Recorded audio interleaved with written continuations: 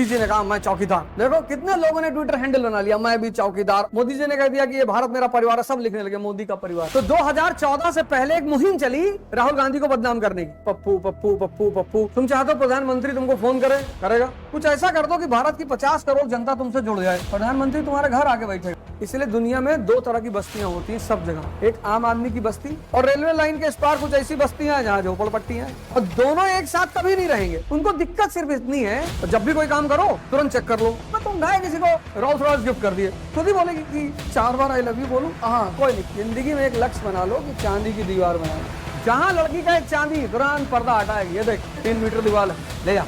ये 4 शब्द तुम अपनी डायरी के फ्रंट पेज पे लिख लो कि मुझे अपने जीवन में इन चारों के सहारे आगे बढ़ना है।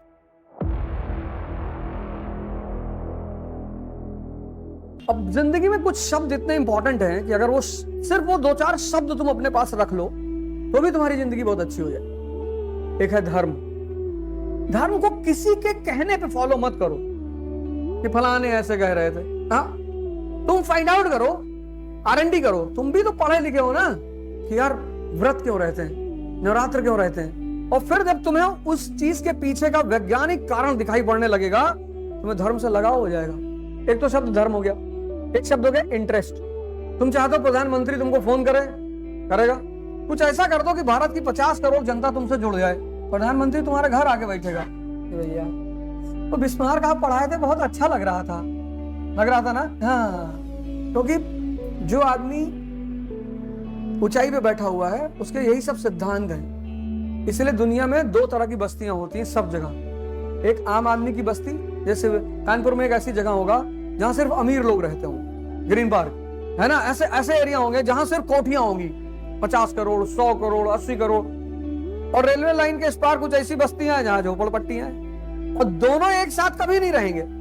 उनको दिक्कत सिर्फ इतनी है कि अगर ये गरीब आदमी हमारे साथ रहकर हमारे सिद्धांत को समझ गया तो फिर ये रेलवे लाइन के उस पार आ जाएगा, और इस पार उसे आने नहीं देना है। इसको उलझा के रखो जाति में, धर्म में, क्षेत्र में। तो एक धर्म शब्द हो गया, एक इंटरेस्ट हो गया, एक शब्द है बहुत प्यारा, मतलब है 4-5 लाख करोड़ का शब्द, एक अकेला शब्द, प्रायोरिटी, प्राथमिकता। अभी जैसे अभी तुम्हारी जो उम्र है ना, तुम ये बात देख लो कि तुम्हें अभी किस चीज को प्राथमिकता देनी है, बस। और जब भी कोई काम करो तुरंत चेक कर लो कि मुझे देना चाहिए कि नहीं देना चाहिए। अब तुम्हारे कम से कम 20 रिश्तेदार होंगे, अब हर रिश्तेदार के लड़के के मुंडन में जाओगे तो खत्म। और रिश्तेदारों का काम क्या ये कहना, भैया नहीं आओगे तो हम बुरा मान जाएंगे। मान जाओगे, कहाँ बिगाड़ लोगे? फिर आएंगे तुम्हारे बच्चे को दे देंगे 5100 रुपया कि बेटा आ नहीं पाए थे मुंडन में, वो पापा कहने लगेगा तुमको। अरे यार कहने वाली क्या बात है? देखो ताकत, जो आदमी, अगर कोई रिक्शा वाला कहते मैं भी चौकीदार, कोई लिखेगा ट्विटर पे, लेकिन मोदी जी ने कहा मैं चौकीदार। देखो कितने लोगों ने ट्विटर हैंडल बना लिया, मैं भी चौकीदार। और वैसे उनको चौकीदार कहते थे, बहुत गाली देते, चौकीदार दिखाई पड़ रहे तुमको। अभी कोई रिक्शा वाला कहते भैया मेरा परिवार नहीं है, लोग कहेंगे भागो यार, तो कर्म ही ऐसा किया कि तुम्हारा कोई परिवार ना हो। मोदी जी ने कह दिया कि ये भारत मेरा परिवार है, सब लिखने लगे मोदी का परिवार। तुम्हें ये सब चीजें देख के समझ में नहीं आता, तभी तो परेशान हो। प्राथमिकता सेट कर लो, एक वर्ड पकड़ लो, प्राथमिकता, प्रायोरिटी। तो जब भी कोई काम करो बस ये देखो कि ये मेरी प्रायोरिटी है, नहीं करना, बस सीधी बात। प्रायोरिटी नहीं है तो नहीं करना है, शुद्ध बात। अगर वो पर्टिकुलर चीज अभी मेरी प्रायोरिटी नहीं है तो अभी नहीं करना है। और चौथा शब्द है बहुत शानदार, अब बेशकीमती, उस शब्द की तो कोई मोल ही नहीं है, कोई अदा ही नहीं कर पाए। स्ट्रगल, संघर्ष। वीर तुम बढ़े चलो, धीर तुम बढ़े चलो, सामने पहाड़ सिंह की दाव। इसीलिए तो बचपन ये सब चीजें पढ़ाई गई थी। अब तो बच्चों किताब में पता नहीं कौन कौन सी पोयम आ गई है। Bucket is empty, you are crying। पता नहीं कौन राइम बना दिया इस तरह की। ये 4 शब्द तुम अपनी डायरी के फ्रंट पेज पे लिख लो कि मुझे अपने जीवन में इन चारों के सहारे आगे बढ़ना है। कभी कभी तुम्हें कुछ लोगों की काबिलियत पे भरोसा होता है कि यार ये आदमी कह रहा तो करेगा। इसी को तो पर्सनालिटी कहते हैं। तुम लोगों से मैं क्यों कहता हूं बायोग्राफी, ऑटोबायोग्राफी पढ़ने के लिए? तुम अगर ऑटोबायोग्राफी पढ़ो, बायोग्राफी पढ़ो, तुमको 2-3 चीजें महान आदमियों में कॉमन लगेगी। जैसे सबने स्ट्रगल को महत्व दिया है, सबने।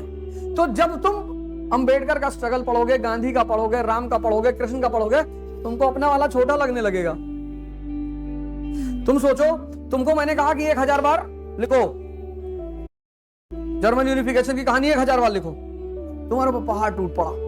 फिर मैंने इसको कहा तुम 2500 वाला लिखो, तुम खुशी हो गए। नहीं खुशी हुए, तुमको अपना 1000 का कम गायब हो जाएगा कि ये 2500, और पीछे वाले मैंने कहा 5, ये भी नाचे लगेगी, मेरा भी कम है।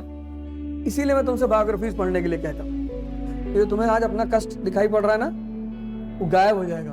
तो एक संघर्ष सबके जीवन में है। दूसरा, कॉन्सेप्ट्स क्लियर हैं जितने महान लोग हैं, डाउट है ही नहीं। नॉनवेज खाना है मतलब खाना है, वो नहीं कि अंडा खा लेते हैं, थोड़ा सा कर तरी दे देना, पीस नहीं खाते हैं लेकिन उसका लिक्विड वाला खा लेते हैं। गर्लफ्रेंड है, नहीं शादी के बाद नहीं बनाया जाता है। तुम बनाए हो कि नहीं? नहीं नहीं, हम हमारा है ही नहीं, तुम्हारे होगा भी नहीं, भिखमंगे तुम्हारे साथ आएगा कौन? यहाँ पूरी दुनिया शक्ति कुछ बनाना थोड़ी पड़ता है, जो बना रहे वो भिखमंगे। मैं तुम गाय किसी को रोल्स रॉयस गिफ्ट कर दिए, ये लो जाओ, खुद ही बोलेगी कि 4 बार आई लव यू बोलूं, हाँ कोई नहीं। तुम किसी चीज के पीछे भाग रहे हो, इसका मतलब तुम्हारी एलिजिबिलिटी ही नहीं है। भागना ही तो नहीं है, चांदी की दीवार बनानी है। जिंदगी में एक लक्ष्य बना लो कि चांदी की दीवार बनानी, जिससे जीवन में गाना ना गाना पड़े। चांदी की दीवार न तोड़ी, प्यार भरा दिल तोड़ दिया, एक धनवान की बेटी ने निर्धन का दामन छोड़ दिया। कॉन्सेप्ट क्लियर रखो। जहां लड़की का एक चांदी, तुरंत पर्दा हटाएगी। ये देख,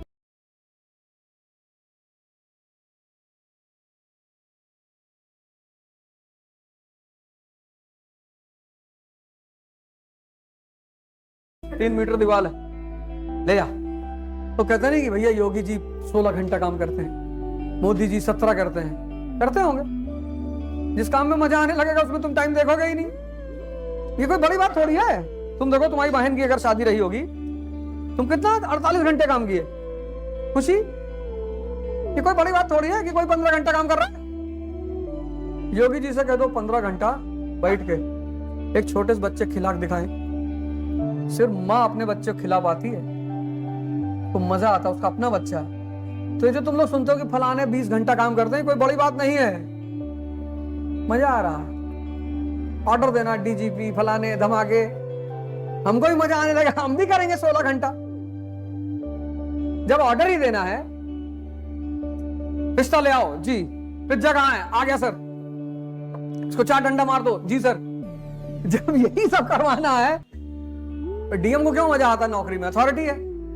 लेकिन बैंक के बाबू को मजा नहीं आता, झल्लाया रहता है। सुबह से नोट गिन रहे हैं, अपना है ही नहीं। तो जो सबसे ज्यादा सजा अगर किसी को दुनिया में मिलती है, वो बैंक के कैशियर को मिलती है कि 10 बजे से लेकर 3 बजे तक 50 लाख रुपया बांट दिया, अपना कुछ है ही नहीं। झल्लाएगा नहीं कि भगवान इतना, ये समंदर में तुमको प्यास लग गई और पानी पी ही नहीं सकते, इसलिए कैशियर को तुम देखो झल्लाया हुआ मिलेगा तुमको। डीएम बैठा है, थोड़ा सा उदास है, गाड़ी उठाया, बाहर निकला, 2-3 ठेला वालों को मारा, लोग ताली बजा रहे हैं, भैया अतिक्रमण हटा रहे हैं, बहुत बढ़िया काम कर रहे हैं। किसी दुकान पर खड़ा होगा कि ये दूध है तुम्हारा, व्हाइट पेंट लग रहा है। नहीं साहब, व्हाइट पेंट है ये।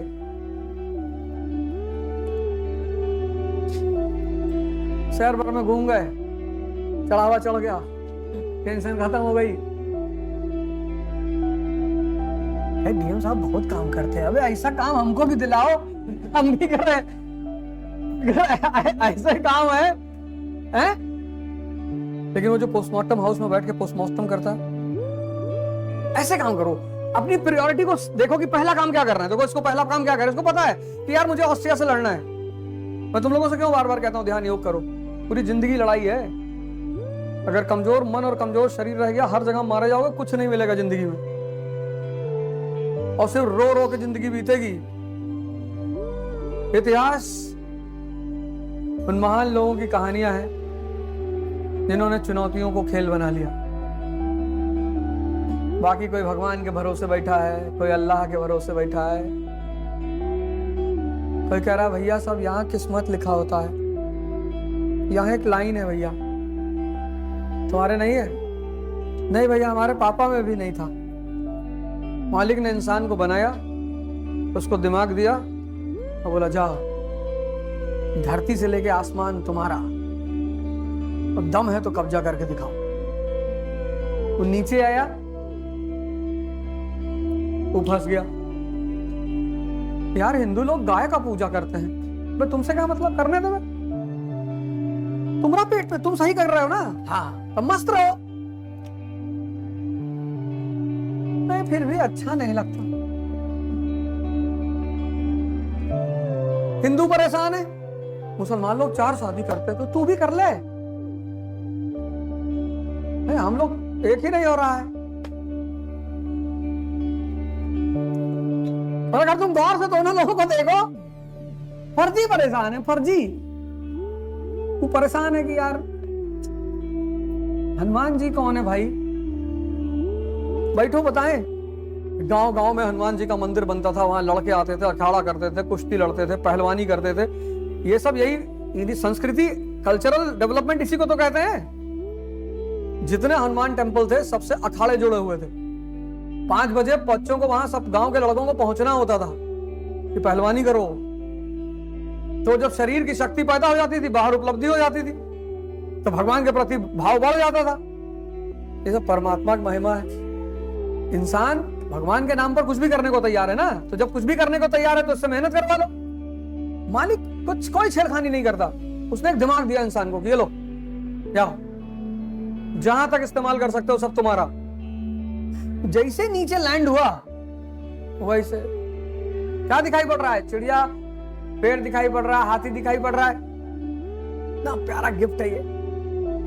किसी पे हमला करना है, जैसे राहुल गांधी पे हमला करना था, कांग्रेस पे हमला करना था, और बीजेपी को पता था कि कांग्रेस का नेता राहुल गांधी ही रहेगा, तो 2014 से पहले एक मुहिम चली राहुल गांधी को बदनाम करने की।